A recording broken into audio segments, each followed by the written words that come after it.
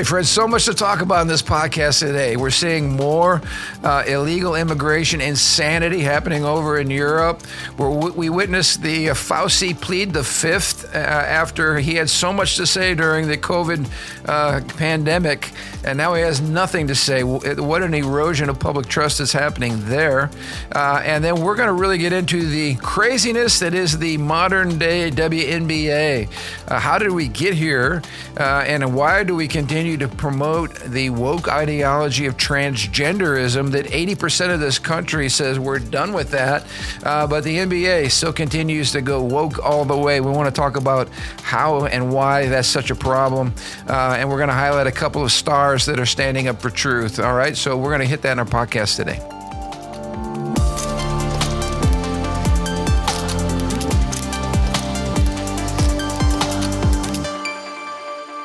Hey, welcome to the Ron Johnson Discipleship Podcast. Man, it's good to be with you guys. I'm so grateful for your viewership. You know, Sunday, I always love Sundays because new things always happen. People come up and share things kind of randomly, whatever. I had another one of our great Living Stones family say, "Hey, I've been watching, the podcast." And I don't know why that always hits me. It's funny. I was like, "You do?" I shouldn't be so surprised, I said, "Hey, give us, appreciate your feedback and all that." And she was very, very grateful for the time that we're spending talking about these issues that matter. So I'm always happy to hear that. Also, great weekend because I love it when our presbyters come into town. Yeah. And we had Pastor Keith come in, and I was just thinking about the message that he shared on Sunday morning. Of course, he was with us all weekend for the Global Roar NRP School of Ministry, which, by the way, pray for your pastors David Santana and Pastor Ronnie, and also Lisa Lane, who are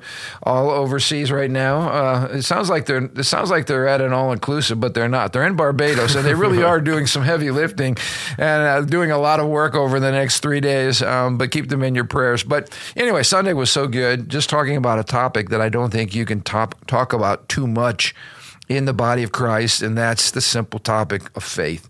He was all over the place, but Hebrews 11, the foundational chapter on faith, talking about without faith it's impossible to please God. And I don't know what your takeaways were, but I had multiple takeaways, but one in particular that I thought was so powerful. Sometimes, you're teaching people to pray, to stand, to believe God for big things. And as we all know, it doesn't always turn out the way we thought. We have to many times trust the wisdom and timing of God. But he really helped clarify a point that I think would be so liberating. At least it was for me, and I believe it would be for any of our listeners. Sometimes we get focused on whatever it is we prayed. It might be for healing. It might be for financial breakthrough. It might be for salvation of a loved one. And we're focusing on that answer to prayer. And sometimes we play it safe because I think, we don't want to ask for something too big. And I've even had it twisted in my mind as a pastor that, okay, I don't want to ask for something too big because what if God doesn't do it? And then it makes God look bad, or it makes me look bad that I actually asked God for that big thing. You get in all these head games. And really what Pastor Keith reminded us was the goal of praying and believing and standing on the promises of God is not even so much for the answer. The process itself matters. The very act of placing your faith in God's promises, the Bible says, pleases Him. And if at the end of the day we're living to please God, then we really can't go wrong, because it doesn't matter what it is that we're praying for and going after God for and believing God for whatever promise we're standing on. We can leave the results to the Lord. What pleases the Lord is the fact that we are indeed praying and believing and standing in faith. And the Bible clearly says, Hebrews 11:6, without faith, it's impossible to please God. So the fact that God challenges us to have faith is pleasing to Him, and the fact that we're involved in many situations that require our prayers, our standing on the promises, require exercising faith, is a reminder that God's created a world in which we're going to face many challenges, and if we'll respond in faith instead of unbelief, we'll live a God-pleasing life. And at the end of the day, what is more important when we stand before the Lord than to know that we've lived a God-pleasing life. So that was just a great reminder, to me, because there's the hyper faith and then there's the unbelief, and somewhere in the middle there's a beautiful balance. And I think Pastor Keith just really, really hit that balance. So I would encourage any of our listeners to get on our brand new website, Yeah. Living Stones Church. Yeah, there we go. Living Stones Church. A big hat tip to Matthew, our producer, who is a big part of that, as well as our creative team. But so excited to get that launched. But go there to the media page and make sure you take a listen, because it's definitely some amazing practical, truth that was shared. And I've been doing all the talking. I don't know if there was anything you took away from that or spoke to you. Well, I think faith is a. We always interpret faith as things coming true. Mm-hmm. And one of my favorite example of faith is the friends of Daniel, when they're told either bow down, throw into the fire pit, right, or the furnace, whatever. And they said, we believe God's going to save us, but even if we don't, we still will not bow. Yep. So the faith is not in what happened. The faith is in the goodness of God. Yep. The ultimate promise. Because I've seen people who believe in this promise of God. I'm like, God never told you. You just believe in some promises that you think you want to have. Or even the Jewish people who believe in false Messiah. We can believe in false promise that God never promised. But the promise we know we can always hold on to is that God's good. Yep. And having faith. And trusting Him with the outcome. Trusting in the outcome is the ultimate sign of faith. So regardless whether you heal or not, whatever you have those things, you can hope for, you can ask for it. But ultimately, believing that God is good is a sign of faith, and that's what glorifies God. I mean, as a dad, sometimes my kids ask for treats or ice cream or whatever it is, and sometimes I'll say yes, and other times because I know better, I say no. What even on ice cream? Because you love ice cream. Yes, I do love ice cream. Sometimes we let our kids, have the vices that we, still tolerate. So, but we learn as we get older that it's not always good, right? But what I want my kids to have is to believe me when I say no. My no's are just as loving as my yes. That's good. Yeah, that's good. Because sometimes we get a no, or it might not be a no. It might be a wait. Or not yet. Yeah. We're not privy to all that. But again, I think standing on the clear promises of God, not trying to misappropriate the word, but the clear promises of God, and just believing. I know the plans have for you, not to harm you. Yeah, not to hurt you. But it's all rooted in, as you pointed out. I mean, the core of God's heart and being as a father. He is a good father, and that's what we can rest in. So, praise the Lord. All right, let's get into. Before I get too far gone here, just an amazing weekend with one of our presbyters. Now we have another one of our presbyters lined up for this coming week, and that's Dr. John Tetsola. Powerful man of God. I want to encourage all of our listeners to get here in the building.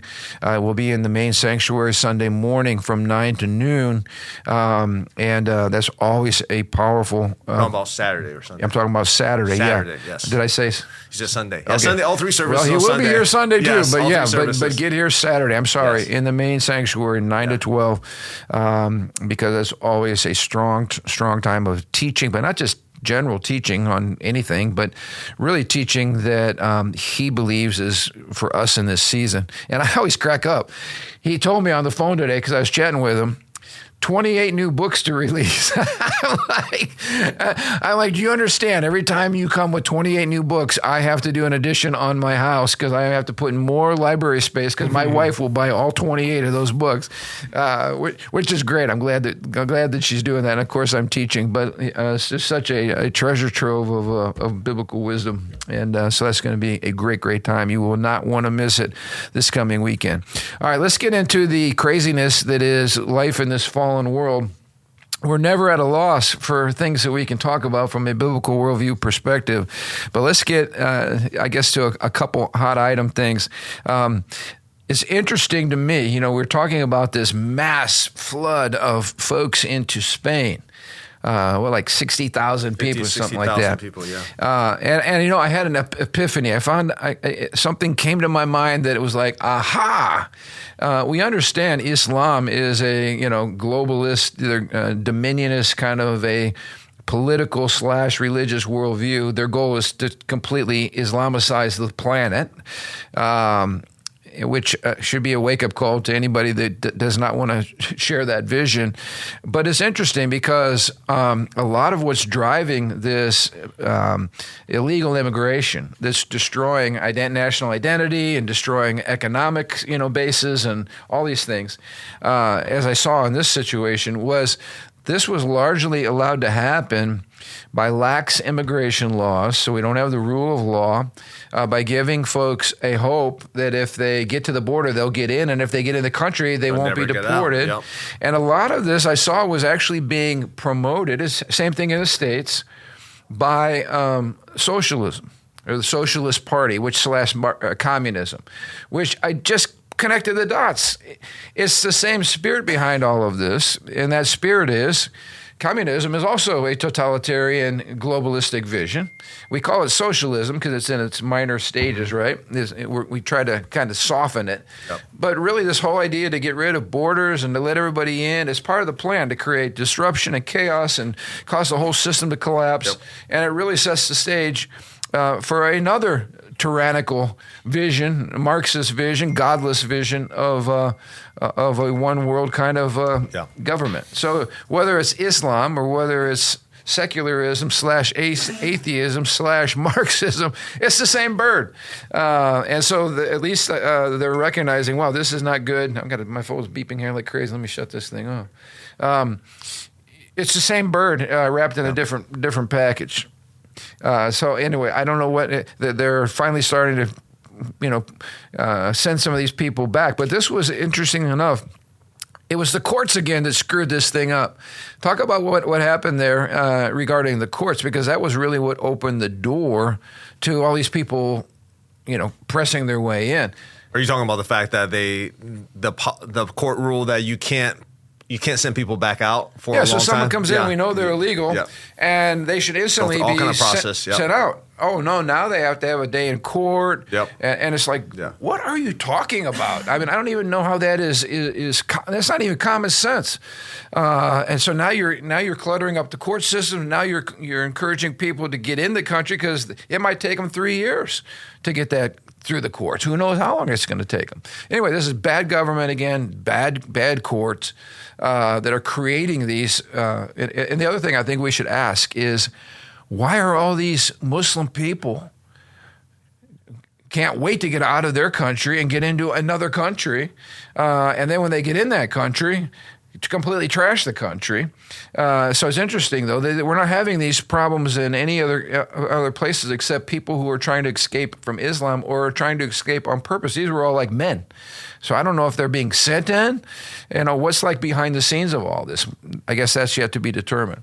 Well, imagine the wall is Illinois, and you have tons of men who you don't know coming from a completely different country running into our Northwest Indiana. Yeah. Like, they're all like 20s. No, I saw the video. I haven't seen one woman. No. I've seen or children. No. It's not a humanitarian crisis. It's an invasion. Like, I want to grab my kids and protect my kids. I don't know what their intentions are. I don't know their culture. I don't know what they're carrying, not carrying. I don't know anything. I don't know what their weapon. I don't know any of those things. Yeah, and again, it looks like because of the concerted effort here and the mass, like as soon as the court thing happened, boom. This is not just a few people getting a good idea and they all happen to show up together. This is a concerted effort. Somebody's behind all of it. Centralized effort, yeah. Yeah, somebody's behind all of it. And then, okay, so that's bad enough. We're seeing this happen more and more. And Europe's like really slow learners because they're actually destroying their whole civilization and culture over there. I hope we're watching, and I think we are. But let's talk about the Fauci thing. I mean, were you as angry as I was to watch this guy who was the mastermind of the whole COVID thing sitting there and not even answering a simple question, not giving no information? And he's sitting before the Senate, the U.S. Senate. No accountability, no answers. He had a lot of answers during the COVID crisis. They were bad answers. But what's your take on all of that? Because that was mind-boggling. Yeah, I don't think I was angry. I was more just depressed that the idea of finding truth is so irrelevant to our governmental system. I mean, he pleaded the fifth like over 100 times. At one point, he was asked the color of his tie, and he pleaded the fifth. Yep. And I don't understand the whole thing about when you're been pardoned by the president, you can't really plead the fifth. And I don't understand all those legal needs.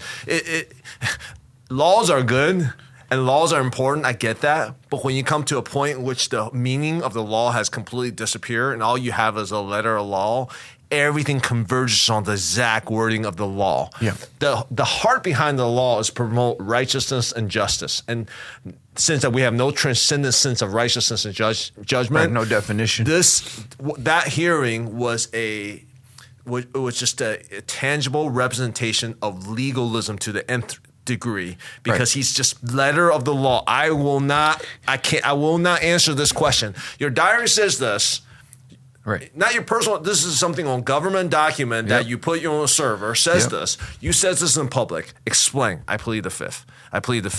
It's just like your decision led to all kind of stuff going on in our nation. You can't even. We had a number of things too that were huge, like that somehow this virus was from the wet market, and it emerged from there. It wasn't a lab leak, and then you read his diary and you find out just the opposite, or you find out, well, who's behind all these school closures that cause so much disruption?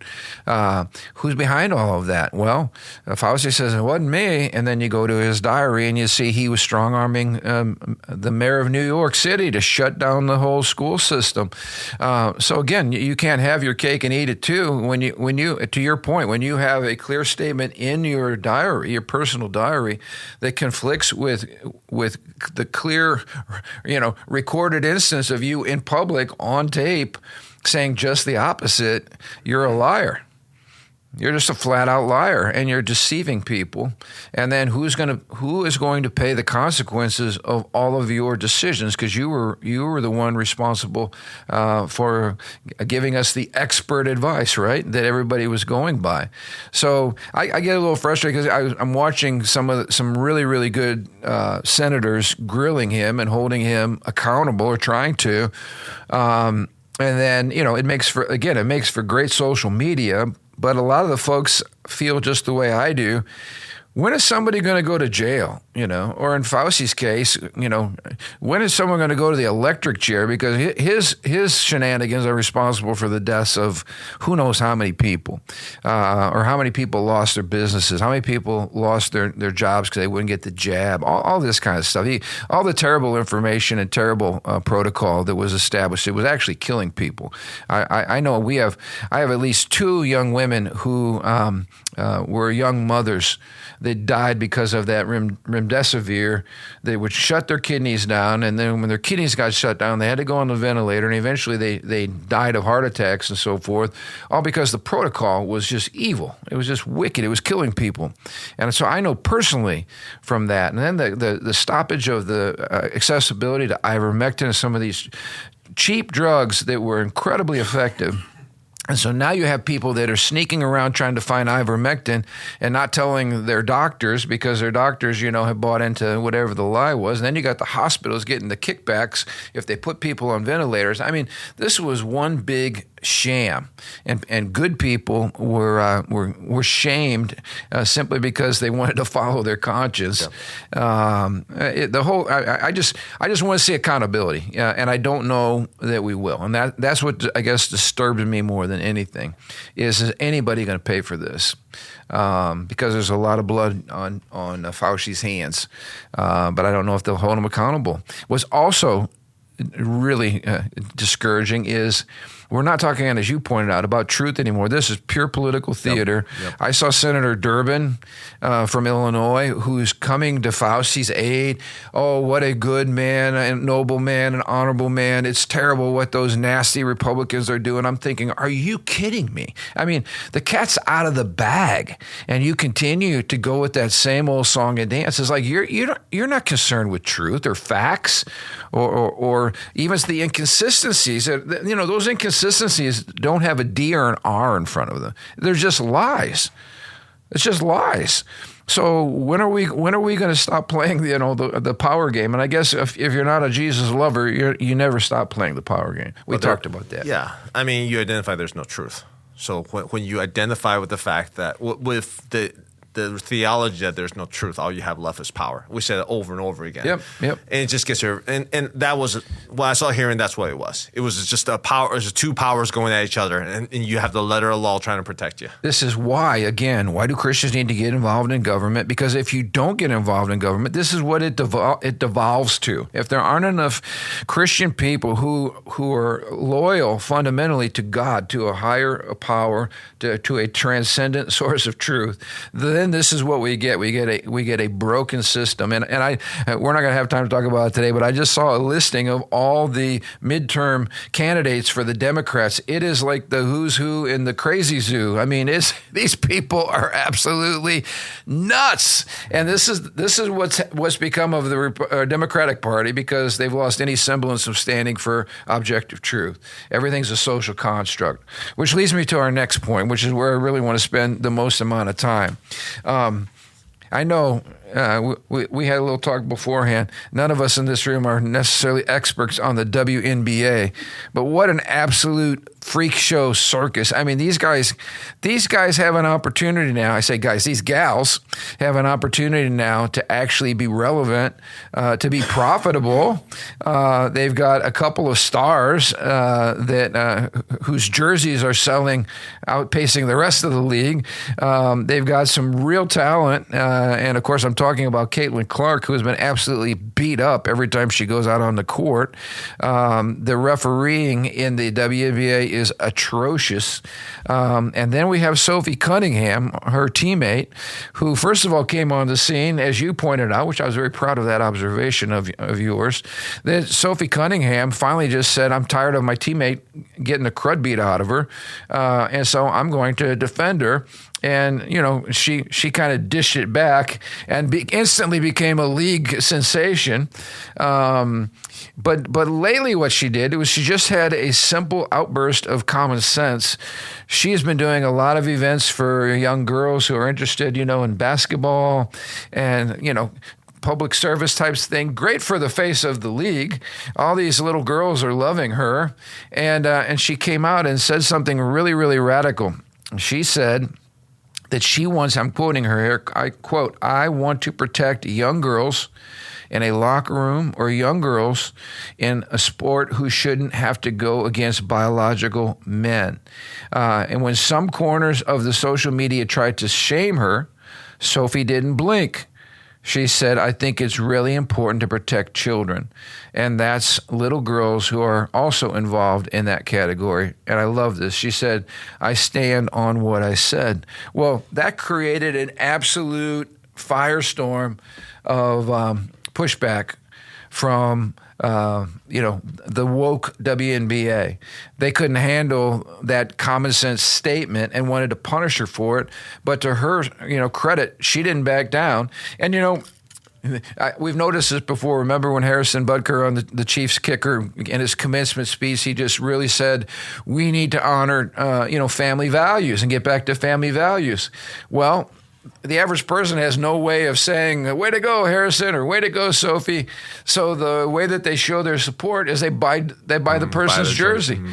And this was crazy because the kicker on the Chiefs jersey, if you remember, outsold Patrick Mahomes, outsold all these superstars.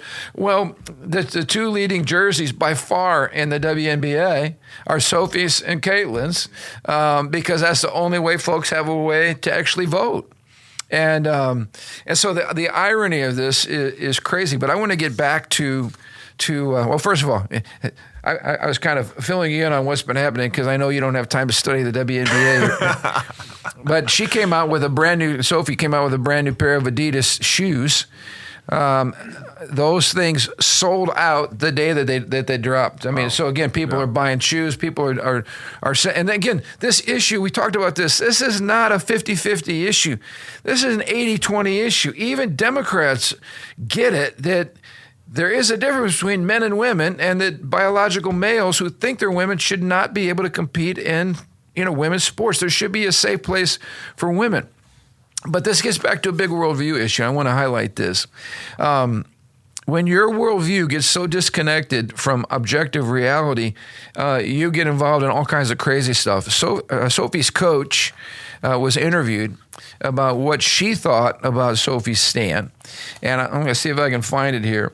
Well, let me give you this one. This was the latest one. This is the Valkyries coach, Natalie Nakase. She happens to be a Japanese lady. This was her response.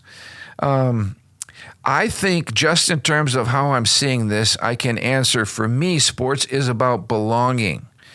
It's about inclusivity. It's about following, everybody allowing them to follow their authentic self. This is exactly that fake kind of social construct stuff that we have talked about on this podcast before. And this is what she said.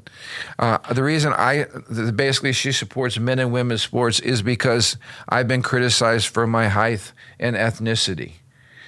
Now, I want to ask you a probing question here. How are height and ethnicity different than transgender ideology? Can you change your height? No, you can't change your height. Can you change your ethnicity? No. Can you change your gender? No. No, but we treat it differently. Like what? And the one lady, Sophie's coach, said this. This shows you how insane it is. This is Cheryl Reeve, This is Cheryl Reeve, the Minnesota Lynx coach. She said, I don't know if I would say that I'm educated enough from a scientific standpoint. I just don't ever believe that exclusion is an answer. And she said, growing up, I played with boys all the time. So that was her.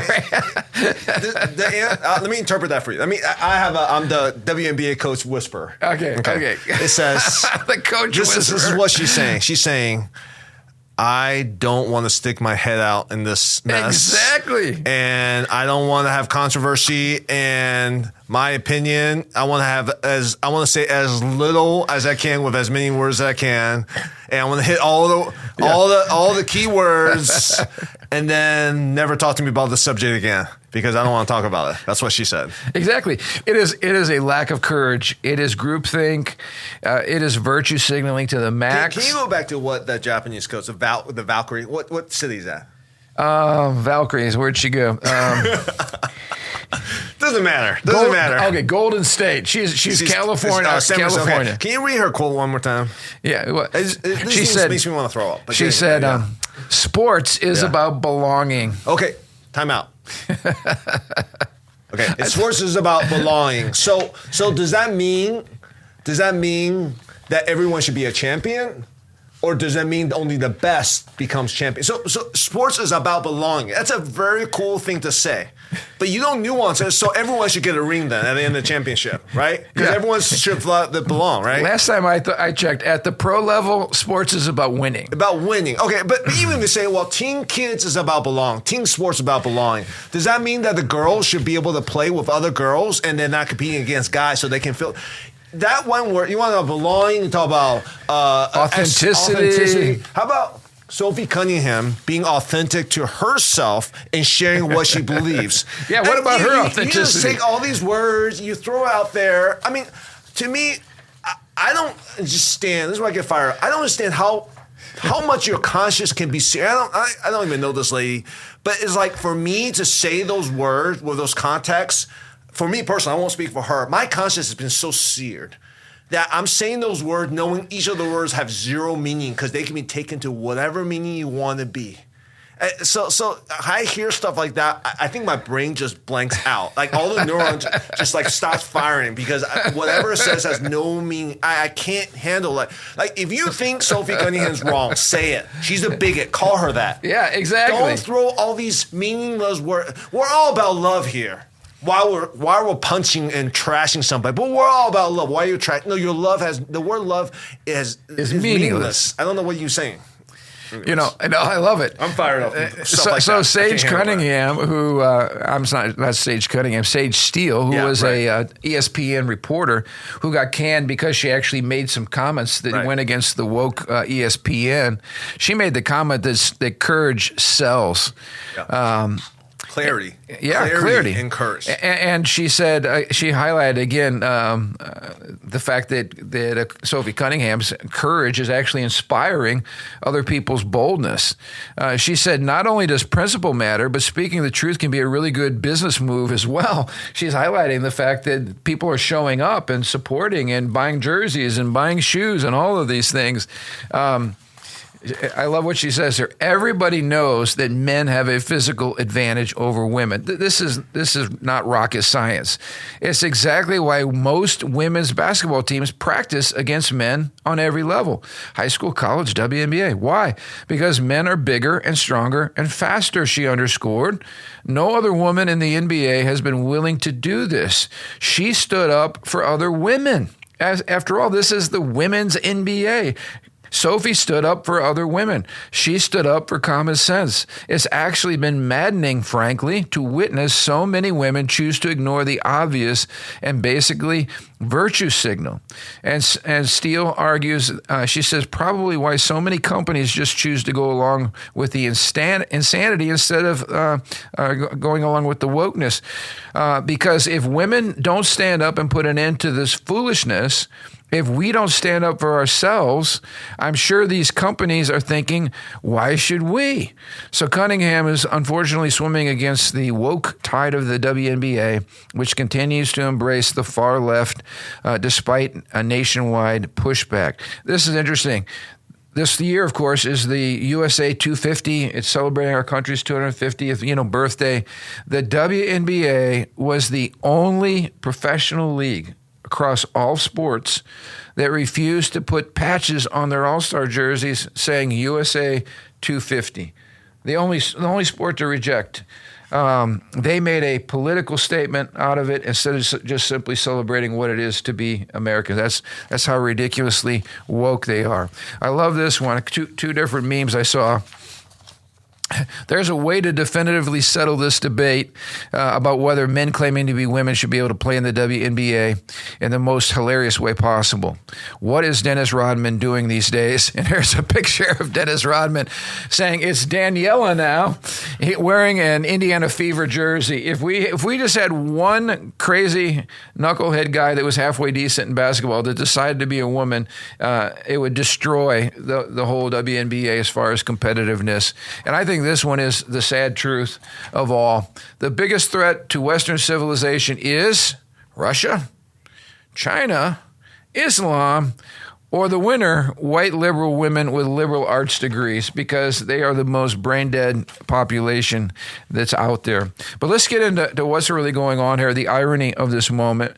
When you choose to reject God, and you choose to reject the fact that God is creator and that God has therefore created women and men differently. This goes all the way back to Genesis chapter 1, verse 27. When you view sex as a social construct and not as God's created order, the root of all this is just open rebellion against God. And this is the irony of this whole insanity. If womanhood cannot be objectively defined, and that's where we're at now. The whole feminist movement has finally reached a point to where women can't even define what a woman is. If womanhood cannot be objectively defined, then women's sports become difficult to protect, because what is a woman? If womanhood cannot be objectively defined, then women's spaces, like showers and bathroom facilities, are difficult to preserve. If womanhood cannot be objectively defined, then celebrating female achievement loses a meaningful category. That's what we saw with Riley Gaines. If you're a woman and you're competing in a swimming event and a man who thinks he's a woman wins first place, then womanhood loses a defining category. Like, what is it? What is womanhood? It makes no sense anymore. And so this is actually where we're at. Who gets to define reality? Does God get to define reality, or do rebellious human beings who hate God get to define reality? And the sad thing is, if you lose God, you lose identity. You don't even know who you are. You don't know what it means to be a man or a woman, and it gets to be ridiculous. That's where the WNBA has become. So it's interesting to see if the WNBA is going to survive this, because everywhere, unfortunately, when Sophie goes and the Indiana Fever go to liberal cities like Portland or go to the West Coast in general, she's being booed. There's being protests that are out there. They won't allow reporters to ask difficult questions about the issue. One of the coaches that she played against wore a T-shirt during the game that said "Trans Kids Matter." But when they wanted to interview her after the game, they said no, that they wanted to focus on basketball and not politics. But she's wearing a Trans Kids Matter shirt, which I don't think has to do with, how to run your zone offense or man-to-man defense or whatever it is. So anyway, this is going to be interesting to see how this plays out, because literally the WNBA is doing everything they can to self-destruct right now.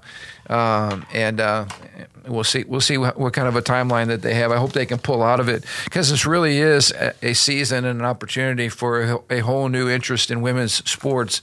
But obviously that becomes a moot point if you can't define what a woman is. And that's what happens when you reject God and you reject his created order, and you reject legitimate distinctions, and you reject hierarchy, legitimate hierarchy. This, of course, is everything this movement is about. So ideas have consequences. Final comment, are you going to... Shocked that we're talking about the WNBA today. We went from the Hammond Bears to the Indiana Fevers. I did not come prepared for that homework today. I just want to know, on a brighter note, are you ready? Matthew has told me he's going to be the commissioner of the first ever Livingstone Staff Fantasy Football League this year. Oh, is that still on the board? If the staff that I'm in, then all right. Okay, it's not some some league you guys all nerd out. A bunch of other staff at my level. I'm good. No, this is for team bonding. But I'm telling you, team division, team trash talk. You will tick me off if you do not replace your bye week starters. I mean, I'm playing against you. It's when I played fantasy, I was pretty hardcore. All right. I was almost too hardcore. That's why I had that kind of. Then I want you in the league. Yeah, too hardcore would be better than I forgot to change my quarterback out this week who's not playing. That stuff gets to me. All right, I'm just telling you. That just means I got to start learning the league again. I got to figure out who are the good quarterbacks. I'm also bringing Pastor David into the league this year. He's just been so Yankee focused. He's not been able to actually be a meaningful sports fan. He's so Yankee focused. Yankee, what's wrong? Is that guy saved? I know. So that's exactly what. Can you make sure you ask him that question? I'm trying to help the brother. How is that guy? I'm trying to help the brother. Maybe it's not even a Chicago team, New York. What's going on here? Hey, I don't know. That's how we roll. Question each other's salvation. We're wrapping up here, but I got one more comment. I was in a meeting with the governor, and I was able to go up to him and I asked him. Our governor? Yeah, Governor Braun. Yeah. I said, Governor, I see all this clickbait on social media. Yeah. Are the Bears coming to Hammond? Yeah. And he said, absolutely. Absolutely. When did you talk to him? Matter of weeks ago. Oh, this is fresh off the press, as they say, from the horse's mouth. All right? I just think it's hilarious. All the questions you could ask him. Hey, I got to the most prioritize the important questions. Hey, I was trying to keep it light. I'm sure he deals with a lot of very serious issues. Gotcha. I was trying to keep it light. I see. I also let him know that we do pray for him on a weekly basis, and that we appreciate all that he's doing to serve our great state. Nice. So is that a good balance? That's great. And then I ate some amazing food. I love it. And then I went home. I went home. All right. Well, that's all we got. Yeah. I mean, we've kind of hit the high watermark stuff. What's funny though, moving beyond the WNBA to the deeper issue, it really is sad that we've seen a whole feminist movement move from equal rights for women to where now we can't even define a woman. So we've completely gone from a biblical sense of, justice or whatever to a place where it's full-blown rebellion against even the created order, God Almighty, what a woman is, the differences between women. Everything is we become God. We get to make up things as we go, including, everything's a social construct. So be whatever you want to be. And I think that one lady coach's comment is so indicative of the spirit of the age. I'm all about belonging, inclusivity, and authenticity, even if that authenticity is perverted. None of them rebellious. believe that. None of them actually believe that. Yeah. They aren't really caring. They aren't being inclusive. They're not inclusive to Sophie Turner. Right. They're not inclusive. They violate Riley Gaines. their own ethics. So you just can't say, you're actually being exclusive. I'm being exclusive. You're being exclusive. We all by nature, by logic, have to be exclusive. Right. So stop saying you're being inclusive. All sports teams are exclusive. Exclusive, yes. Some people are good enough to make it. Some aren't. That's Yes. okay. It's exclusive by nature. Yeah. So don't say sports is all about belonging. Well, that sounds like the good start of our next podcast. To be continued. Thanks for tuning in. We'll see you next week.